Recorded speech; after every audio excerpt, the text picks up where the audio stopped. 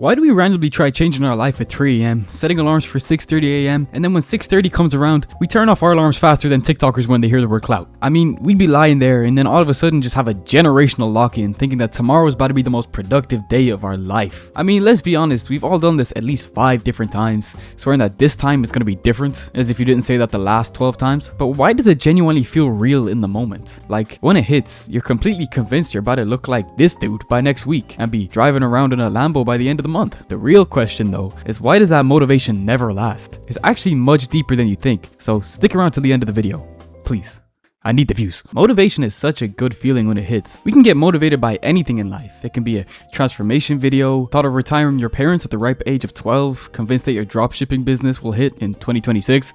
Who's gonna tell them? And can I say, if those TikTok LARPers living in Miami make you motivated because you wish you were living the same life as them, you're just an NPC, bro. You need a reason to be motivated. And most of the time, it may be because of a struggle in your life. Maybe you've watched your parents arguing about bills, or you've been laughed at for wearing cheap clothes, which there's nothing wrong about, by the way. Now, this motivation can hit especially hard at night, but it doesn't always have to be at night. It just happens when it happens. But when it does happen, you turn into a completely different person. Suddenly, the takeout leftovers from last night you planned to reheat are in the bin, and your fridge is full of eggs and straight liver.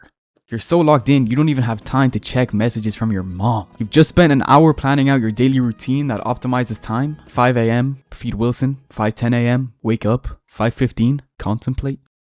And for like 8 hours, it really does feel like your life has changed. You feel productive for the first time since you downloaded Twitch, and you start taking day 1 progress photos to mark the start of the great comeback. But then something completely changes. You miss your 5 a.m. alarm, and you wake up at 8 a.m. and your motivation starts to slip. You start to justify not going to the gym because you just had a shower, and gradually your motivation begins to fade quickly until you reach a tipping point. And then all of a sudden, you're back to chutting out in your favorite recliner, binge watching Kai Cenat sleep streams. Same habits, same diet, same old you. And that's when it can get frustrating, because you start to get mad at yourself for not being able to stay consistent, as if you don't control your own body. And then you wait for that motivation to come back like it's gonna automatically fix you again. So you just get stuck in these loops that can last hours, days, weeks, and even months in very rare cases. If we use losing weight as an example for proof, a 2011 study shows that participants with a lower adherence rate regained 67 to 97% of weight lost after the initial motivation high. And this shows that what you really need is one thing: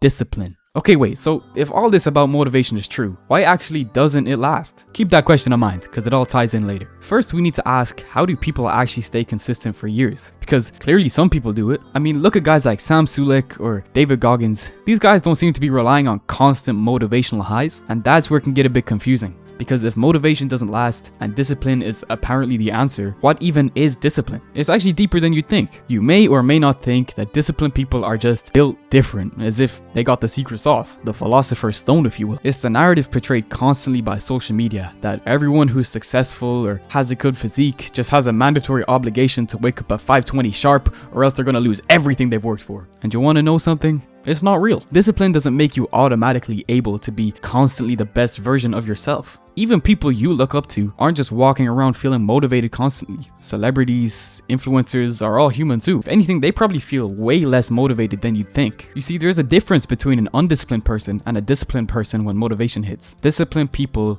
no longer rely on it. They've stopped treating motivation like it's a part of the process. I mean, think about it. That super huge guy you see in the gym every single time you go in there, whether it's 10 p.m. or 10 a.m., he's not waking up every single Monday morning at 6 a.m. going, "Yes, it's leg day." No one likes leg day. Sure, he may enjoy the gym a lot of the time, but those times when he's sick or when it's a bone-chilling morning, he's probably lying there thinking that the last thing he wants to do is get out of bed and go to the gym. But he still goes. The straight A student revising for exams, she's not sitting there saying, "I love complex derivatives," but she still studies. She's just doing it because it needs to be done. And that's the part a lot of people miss. Because motivation ain't the same for everyone. It goes up, it goes down, it completely disappears. But making sure your actions aren't dictated according to those motivational swings, that's what changes you. That's the difference. This is where discipline actually is. It's not some big dramatic personality trait like you always see everywhere on social media. It's way simpler than that. It's just removing the negotiation. You know that moment when your 6:30 alarm goes off and before you even open your eyes, you start negotiating with your own brain. "Oh, if I just get 5 more minutes, I'll feel extra rested," or 10 actually. Yeah, I deserve 10 because I was super productive yesterday. And most people lose right there because they've already let that intrusive thought actually go up for debate. Disciplined people don't magically avoid that thought. They just don't treat it like a decision at all. The thought still shows up. It just doesn't get a vote in the matter. And this is why motivation never lasts. It's because of how motivation actually works. To start us off, most motivation comes from imagining the end result without any true means to reach that goal. And then when we truly try to start that process and we don't achieve results in 24 hours on some how to get abs in 5 minutes stuff, we just completely lose the motivation. Secondly, the moment you allow a different option to enter your head, you've already lost. You need to block out all other options so that you don't settle in the middle. Like if your leg day is 1 hour and 30 minutes and you go, well, I'm gonna do 45 minutes today. That control you had is already slipping. And soon your 45-minute leg day turns into 45-minute fish fillet.